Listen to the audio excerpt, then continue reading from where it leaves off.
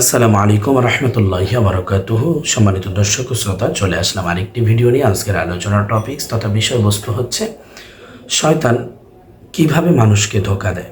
মানুষকে সে ধোঁকা দিবেই।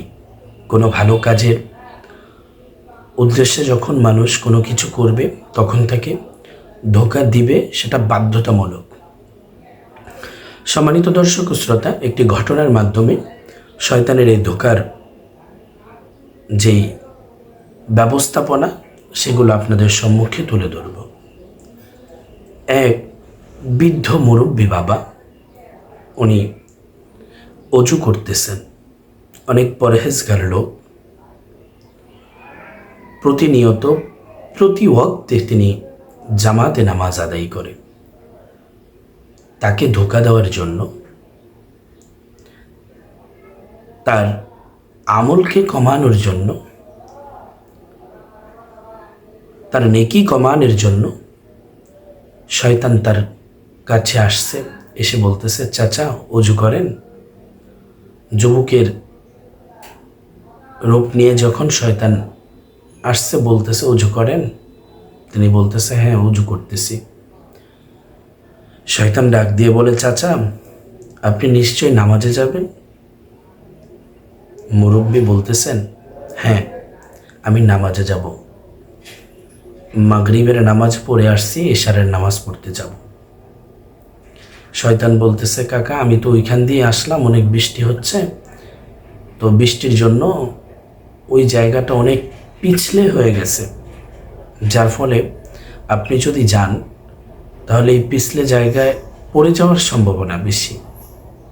অতএব আমি আপনাকে সাজেস্ট করব, আপনি মসজিদে না গিয়ে আজ বাসায় নামাজ পড়েন। মুরব্বী লোক বলতেছে, বাবা কথা তো ভুল বলো নাই, কথা সব কথাই ঠিক আছে, কিন্তু মসজিদে নামাজ না পড়লে কেমন যেন মনটা উতাল পাতাল করে, কেমন যেন নামাজ পড়ি নাই মনে হয়। অতএব যতই ঝড় তুফান থাকুক না কেন, আমি মসজিদে যেয়ে নামাজ পড়লে আত্মতৃপ্তি পাই। শয়তান প্রথম যখন ধোঁকা দিতে পারে নাই, দ্বিতীয় ধোঁকা দেওয়ার জন্য শয়তান প্রস্তুতি নিচ্ছে। কাকা তাহলে আরেকটা কথা, সেটি হলো যে যদি আপনি এশারের নামাজ পড়তে যান, ওইখানে গিয়ে যদি আপনি পিছলিয়ে পড়ে যান, আপনার পাটা যদি ভেঙে যায়, তাহলে আপনাকে হসপিটাল নিয়ে গিয়ে পা ব্যান্ডেজ করাতে হবে। 1-2 মাস আপনার মসজিদে যাওয়া অফ থাকবে। তো কাকা এখন এশারের সালাত আদায় করতে যাবেন নাকি একবারে ফজরের সালাত আদায় করতে যাবেন, এটা হলো আপনার ব্যাপার।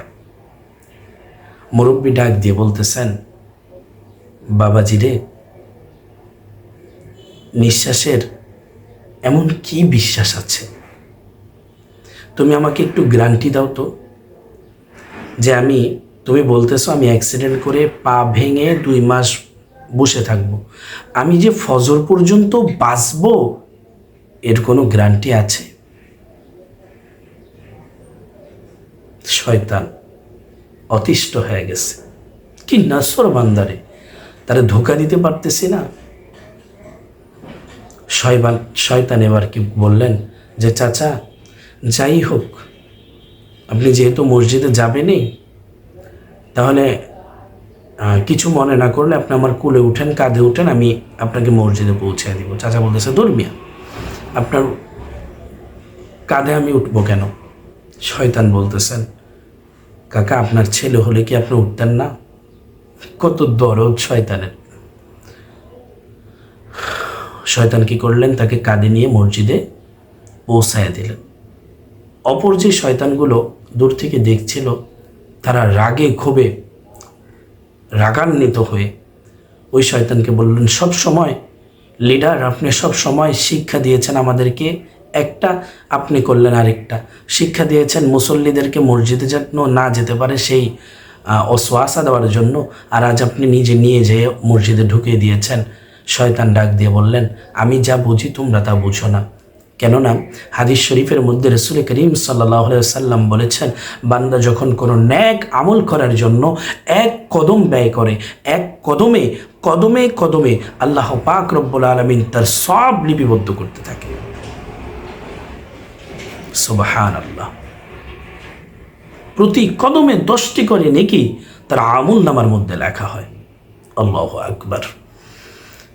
তো তাকে আমি, মুরব্বী লোকটাকে আমি অনেকভাবে চেষ্টা করেছি নামাজে না আসার জন্য, কিন্তু সে কোনোভাবেই শুনে নেই। তো চিন্তা করলাম যে কোলে করে যদি তাকে মসজিদে পৌঁছায় দেই, অন্তত কদমের সবগুলো থেকে তো সে দূরে থাকবে, তার তো কদমের সবগুলো হবে না। সম্মানিত দর্শক ও শ্রোতা, কত বড় ইবলিস, কত বড় স্বার্থপর আমাদেরকে ধোঁকা দেওয়ার জন্য আমাদের পিছনে আছে। আল্লাহ পাক রব্বুল আলামিন এই শয়তানের ওয়াসওয়াসা থেকে আমাদের সকলকে হেফাজত করুক। সকলে বলি আমিন। আখিরু দাওয়ানা আলহামদুলিল্লাহি রাব্বিল আলামিন।